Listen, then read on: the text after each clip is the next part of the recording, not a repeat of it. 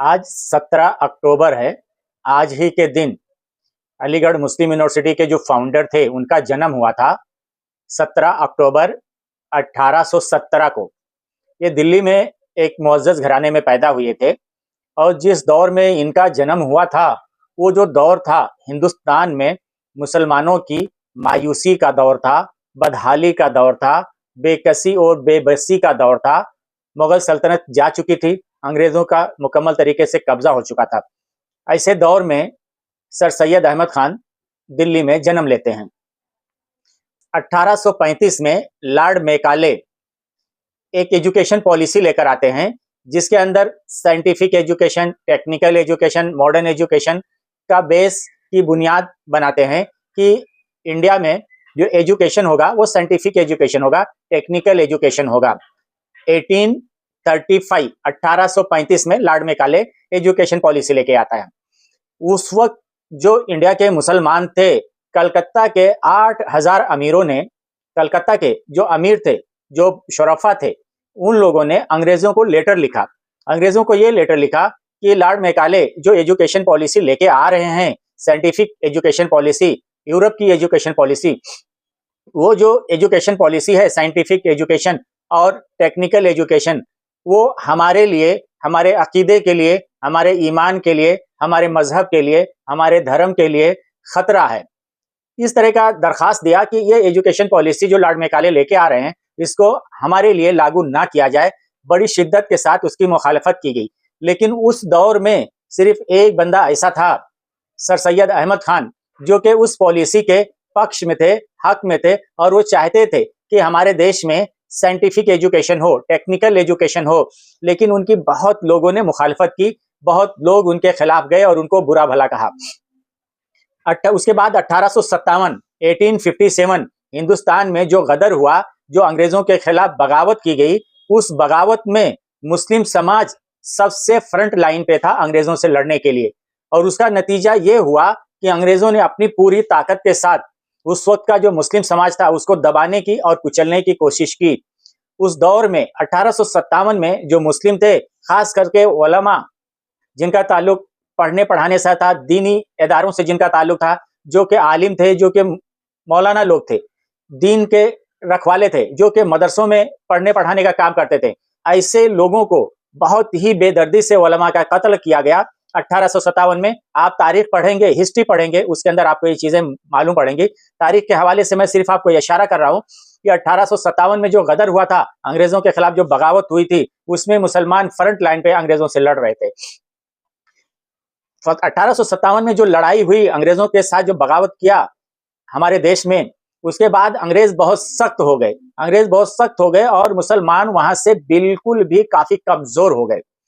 अब जो कमजोरी का जो ये आलम था, उस वक्त मुसलमानों की सबसे बड़ी जो भूल हुई, जो गलती हुई, वो ये थी कि 1857 में मुसलमानों को लीड करने वाला कोई लीडर नहीं था, कोई रहनुमा नहीं था। मुसलमानों की मैं अक्सर ये बात कहता हूं कि अगर 1857 में मुसलमानों ने सर सैयद अहमद खान को अपना लीडर तस्लीम कर लिया होता, 1857 में अपना लीडर तस्लीम कर लिया होता, तो मुसलमानों का जो तालीमी सूरत हाल है आज हिंदुस्तान में, वो सूरत हाल नहीं होती। अगर उस वक्त सर सैयद के जो साइंटिफिक ख्यालात थे, जो मॉडर्न ख्यालात थे, जदीद ख्यालात थे, अगर उनकी जो तालीमी पॉलिसी थी या जो उनका सोच था तालीम के ताल्लुक से, अगर उसको मुसलमान अपनाते तो तालीमी मैदान में आज के दौर में मुसलमान नंबर 1 होते। लेकिन बदकिस्मती से मुस्लिम समाज ने सर सैयद को अपना लीडर तस्लीम नहीं किया। सर सैयद मायूस नहीं हुए और ना उन्होंने हिम्मत हारा, ना उन्होंने अपनी जो सोच है उसके साथ समझौता किया। उन्होंने 1863 में साइंटिफिक सोसाइटी कायम की। 1863 में साइंटिफिक सोसाइटी कायम की और साइंटिफिक सोसाइटी कायम करने के बाद इनकी इतनी शिद्दत के साथ मुसलमानों ने खुद मुखालफत की और उनके ऊपर न जाने कैसे कैसे फतवे जारी किए गए। लेकिन वहां पे भी सर सैयद अहमद खान रुके नहीं।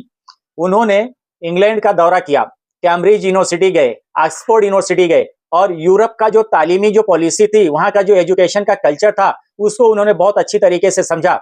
और वहां से आने के बाद उन्होंने 1875 में 1875 में अलीगढ़ में एक मदरसा बनाया, एक छोटा सा मदरसा बनाया 1875 1875 में।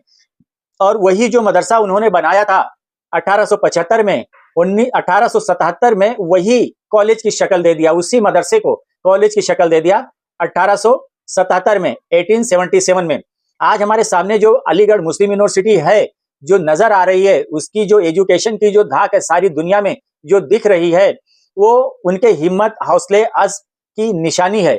सर सैयद अगर उस दौर के जो कदामत पसंद लोग थे, जो कदीम ख्यालात के लोग थे, जो दकियानूसी ख्याल के लोग थे, जो बहुत ही कम सोच रखने वाले लोग थे, अगर उनकी सोच को सोचकर और वो अगर पीछे हट जाते तो आज हिंदुस्तान का मुसलमान, दुनिया का मुसलमान अलीगढ़ मुस्लिम यूनिवर्सिटी जैसे तालीमी अदारे से महरूम रहती। लेकिन सर सैयद अहमद खान पीछे नहीं हटे। कौम ने मुखालफत की, समाज ने मुखालफत की, मुसलमानों ने मुखालफत की, जो उनके धर्म से ताल्लुक रखते थे उन्होंने मुखालफत की, उनकी अपनों ने मुखालफत की और न जाने कितने कितने ताने दिए, तंज किए, फतवे नाफिज किए, लेकिन किसी की परवाह न करते हुए वो अपना जो मिशन था एजुकेशन का उस पर वो कायम रहे। आजादी के बाद हमारा देश जब आजाद हुआ 1947 में, उस वक्त भी हिंदुस्तानी मुसलमानों ने एक बहुत बड़ी तारीखी गलती की थी। वो तारीखी गलती अगर मुसलमानों ने नहीं किया होता तो आज जो सूरत हाल हिंदुस्तान में मुसलमानों की है वो ना होती। मैं अक्सर महफिलों में कहता हूं कि मुसलमानों की दो गलतियां थी। एक तो ये गलती थी कि 1857 में मुसलमानों ने सर सैयद अहमद खान को अपना लीडर ना तस्लीम करके बहुत बड़ी तारीखी गलती की थी। और दूसरी गलती जो की थी 1947 में, 1947 में जब हमारा देश आजाद हुआ, उस वक्त मौलाना अबुल कलाम आजाद को अपना लीडर ना तस्लीम करके हिंदुस्तानी मुसलमानों ने बहुत बड़ी तारीखी गलती की थी। अगर मुसलमानों ने 1857 में सर सैयद अहमद खान को अपना लीडर तस्लीम किया होता और उनकी जो एजुकेशन पॉलिसी थी उसके साथ कंधे से कंधा मिलाकर चले होते, सर सैयद का साथ दिए होते, तो आज हिंदुस्तान में बेशुमार अलीगढ़ यूनिवर्सिटी जैसी यूनिवर्सिटियां मुसलमानों के पास रहती। और एजुकेशन का जो मैदान है, एजुकेशन की जो फील्ड है, उस फील्ड के मुसलमान किंग होते, बादशाह होते, राजा होते एजुकेशन के। लेकिन ये तारीखी गलती करके मुसलमानों ने अपने पैर में कुल्हाड़ी मारी। आजादी जिस वक्त मिली उस वक्त मुसलमानों ने अगर मौलाना अबुल कलाम आजाद को अपना लीडर तस्लीम कर लिया होता तो मुसलमान तालीमी मैदान में और सियासी मैदान में सरबुलंद होते। उनकी बहुत अच्छी पकड़ होती, एजुकेशन पे भी पकड़ होती और पॉलिटिक्स पे भी पकड़ होती, सियासत पे पकड़ होती।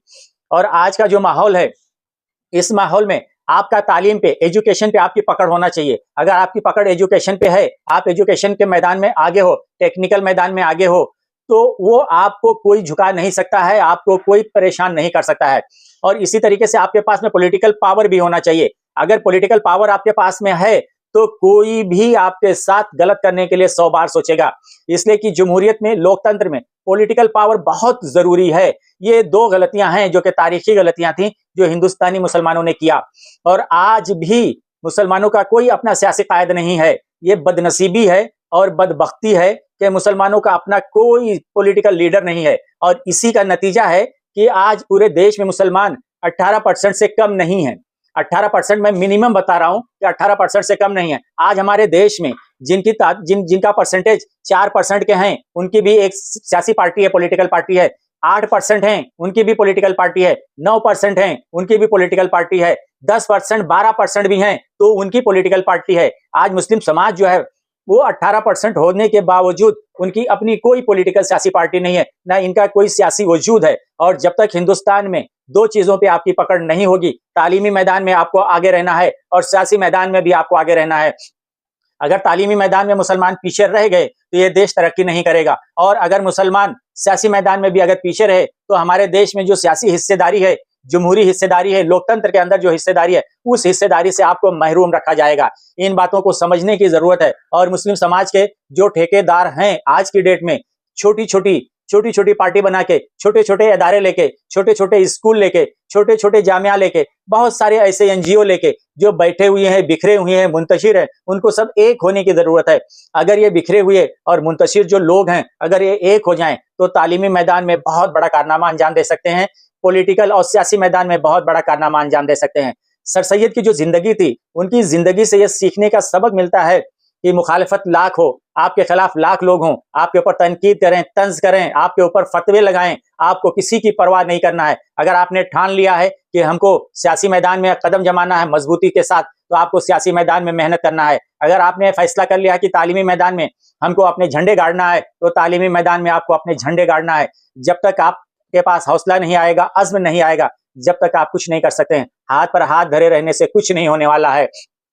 अकबर इलाहाबादी ने सर सैयद के लिए कहा था, सर सैयद अहमद खान के लिए कहा था, उसी शेर पे मैं आपको अपनी बात खत्म करूंगा। वो भला किसकी बात माने हैं, वो भला किसकी बात माने हैं, भाई सैयद तो कुछ दीवाने हैं, भाई सैयद तो कुछ दीवाने हैं। जय हिंद।